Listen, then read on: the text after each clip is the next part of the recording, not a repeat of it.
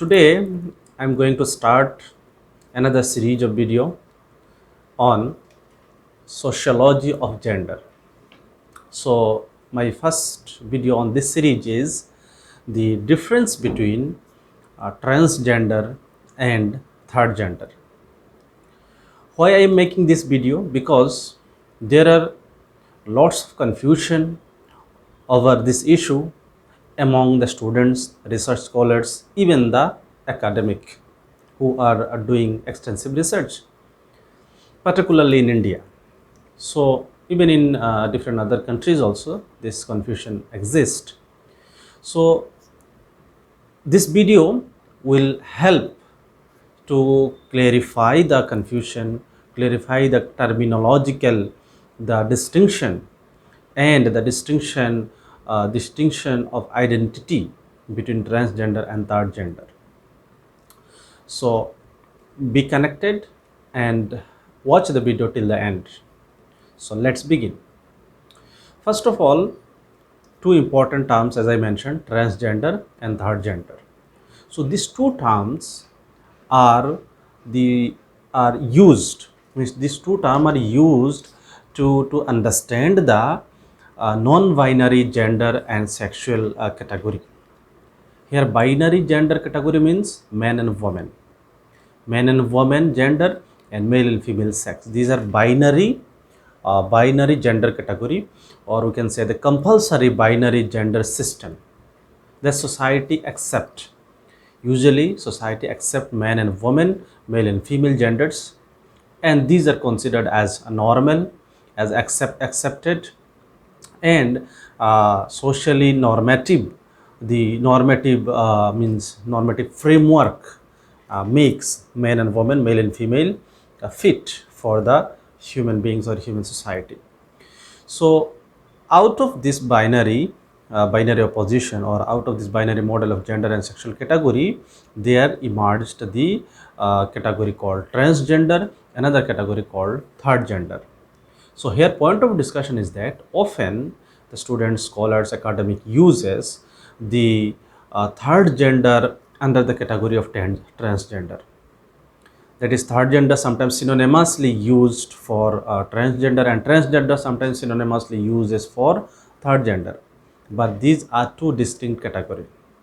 And here in this video, I will give reference to the Indian third gender community, that is Hijra, or in Hindi it is called as Kinnar, but Hijra is uses popularly in Indian literature and different other research works. So let's discussion over this topic elaborately. Now, what is transgender? Transgender is a Western concept, and in West, transgender emerged as a movement, as a kind of ideological movement, intellectual movement, or political movement for those or by those who tries to oppose the binary sexual category and gender category. So this transgender movement actually started by the transsexuals, the cross dressers, the drag queens, the and others who opposes the compulsory sexual category, the binary sexual category. So briefly, this is the point that transgender emerged from that. Third gender is again a different category. Third gender is a different category that I am coming to discuss. Now, thing is that in India, transgender is uses for even transsexuals and the third gender. But third gender is different. Now, who is third gender? Third gender are those who are intersex, either biologically or artificially. Artificially are eunuch, means those who become hermaphrodite or intersex through genital surgery or whatever, through castration. Basically, castration means the removal of the male genitals from the body, and they become the intersex, that is hermaphrodite. Hermaphrodites are those who are whose genital is neither male nor female, that is, the genital is not perfectly male or not female, and they are not able to, not able to have the sexual activity for reproductions. They cannot have the sexual pleasure, means biologically. So intersex, or it's called as hermaphrodite. But eunuch means the castrated intersex or castrated hermaphrodite, those who castrates. So here castration is again a different phenomenon that I am not going to discuss. There may be forced castration, or sometimes the willingly the person may go for castration, and there are different traditions in the medieval period, in the ancient period, regarding castration. There is castrated the hermaphrodite, which is called eunuch. So eunuch culture was a big culture that I am not going to discuss. So eunuch means those who castrated. Eunuchs are those who are castrated, and the hermaphrodites are those who are originally intersexed, means biologically or by birth they're intersex, means their genital is not perfectly male nor female.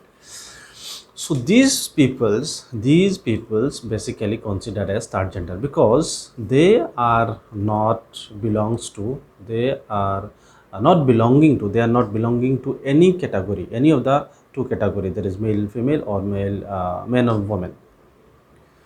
So here this third gender is again a Western concept. In West, it is used mainly for indigenous third gender category or intersex category.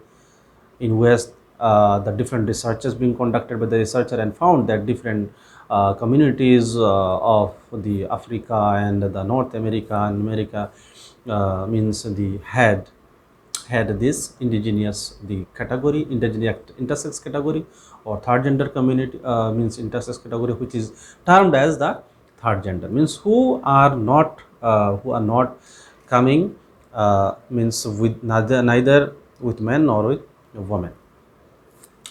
So who are coming under the transgender? Transgenders are basically, means basically includes the transsexuals and the transvestite, cross-dressers, drag queens, uh, who actually, these peoples actually don't want or don't satisfied with their with their prescribed sexual category or prescribed allied gender. Suppose one man, so he is not satisfied with his maleness, he is not satisfied, he thinks that he should be female. So he feels his activity, his pleasure, or his every orientation, sexual orientation is like the female. So if he wants to transform his body from male to female, he may go for surgery, that is that is change, transform, the person may transform from male to female. So that means what? The person is not moving from binary gender, they are just changing from one body to another body. They are just changing from one sexual category to another sexual category, but they remain limited within the male and female, man and woman. Similarly, opposite thing may also there. Like if a female, for example, she do not feel that she is female, she feels like she is woman, or she is means male. So in this way also, she may go for surgery and may change her genitals, and may also take the hormone therapy and all, and becomes the sexual category of which they wants to be.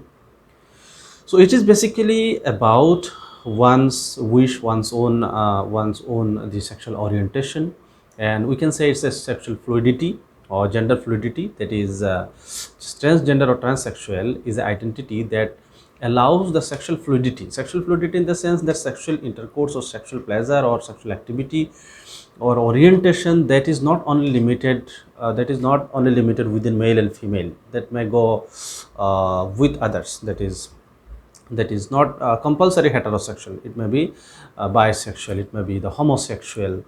Even sometimes the gay and lesbian is also considered as transgender, but they have a different identity, because gay are not willing to change from male to female, or lesbian is not willing to change from female to male, but they can be included in the transgender identity, because they also wants to attack or challenge this fixed or compulsory binary gender and sexual category or sexual orientation.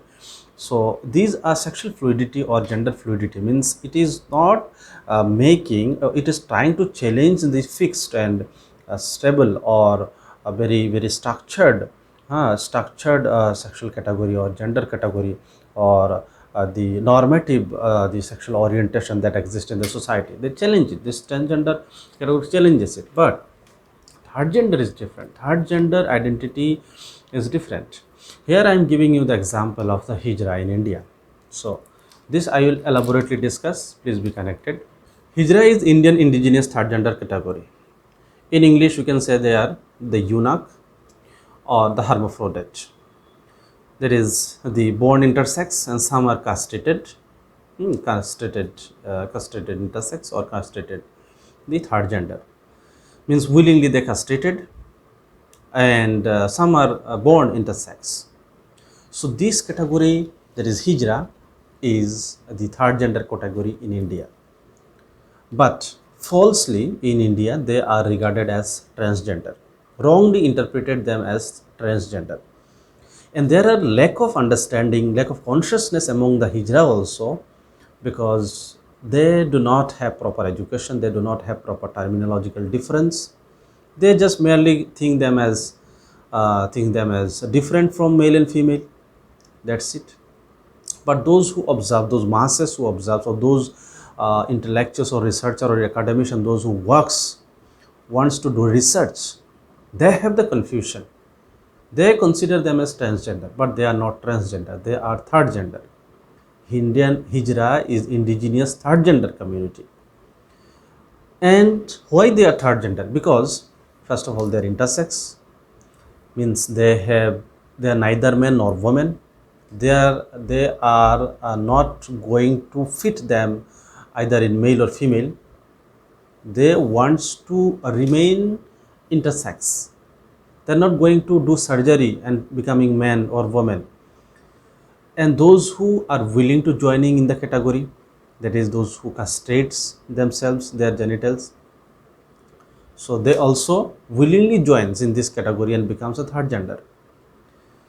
So in this way, we can say that this third gender is the challenge. Third gender is a challenge to the gender binary. Third gender is a challenge to the binary gender model.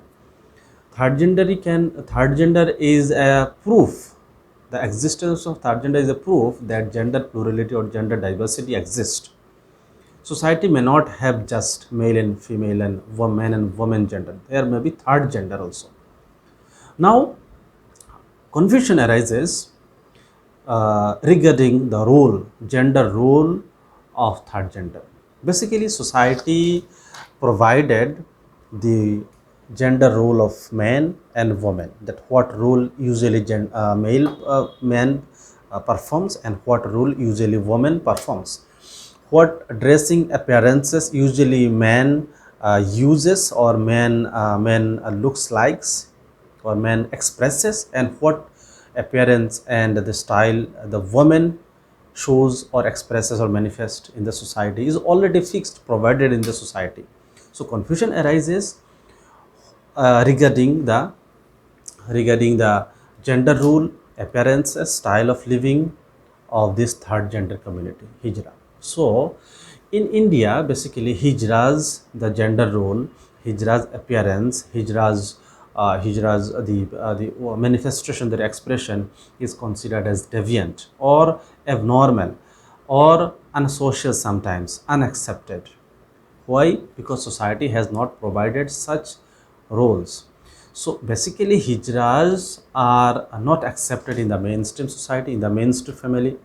Once it is traced, once it is disclosed that this child is intersex, so ultimately the child starts facing the this rejection, or means the humiliation and many such things. So ultimately they take shelter in the Hijra community home that usually exists, that usually prevails in in the urban areas, urban centers, where they may have certain source of livelihood. And usually in Indian cities and towns, hijras do begging. Begging is their main occupation. So they use a particular attire, and usually they use the female attire, woman attire, but their way of doing makeup is different from normal women. And they also have the muscular the physique, and their voice, the tune of the voice is also neither feminine nor masculine. So their style of living is also different from either means different from men and women both. So that makes them unique and different, which makes the Indian mainstream Indian society insecure. So ultimately, this Hijra as a third gender do not get space to live with the mainstream society. They have to live with a separate community they have, and they live in a Hijra home, and where they have a organizational structure called Guru. This means grandmother, mother, and the child. Accordingly, they categorize based on the stay in the Hijra home and the age. So this is how they maintain their community and livelihood. Sometimes the hijras also, in big cities, hijras also works as a sex worker, like prostitutes, mainly the truck drivers, laborers, and other clients who uses them as sex tool, and whatever way they wants to enjoy the pleasure they do. But according to the means the certain scholars of India like Saranananda and others, that Hijra is neither man nor woman. So Hijra must be considered as third gender, not transgender, because transgender who follows either male or female, either man or woman role, but a third gender, that is Hijra, do not falls into either in any of the two category. And their gender role, their appearance, their style of living is also different, which is not accepting by the society. And sometimes they are considered as deviant, unaccepted, unsocial, or different unwanted elements. Whenever people faces them in the bus stands, railway station, or inside the railway train, people's become insecure, people's become uncomfortable. But if transsexuals sits beside you in the bus or train, you won't understand that whether he or she is a transsexual. Even if you being identified, you being known to him, or if you know him that he is transsexual, but you won't feel uncomfortable. But the if any hijra sits near besides you, besides means you in the bus or in the train, so you will start feeling uncomfortable, insecure. Why? Because the mainstream society consider this kind of the attire, this kind of appearances, this kind of the style of living is unnatural, is unsocial, unaccepted, deviance. So ultimately, where this hijra will go? Because hijra are also the creature of the God, also the creature of the nature. They are created. So means thing is that the identity problem, that because of overlapping of identity by transgender term in India, the hijras are not getting their identity. Hijras are not getting their proper identity, and the problem of consciousness among the hijra is the problem, because they are not able to differentiate what is transgender and what is third gender. But here, sociologists must be able to differentiate and must portray it. But unfortunately, the different literatures are making the scholars, making the students confused, sometimes interchangeably using them as third gender and transgender, and making no distinction, except few studies like Saranananda and others who made distinction between the third gender as a separate identity and transgender as separate identity. So in the next video, I will continue this I will continue this discussion, and please be connected. Thank you very much for watching.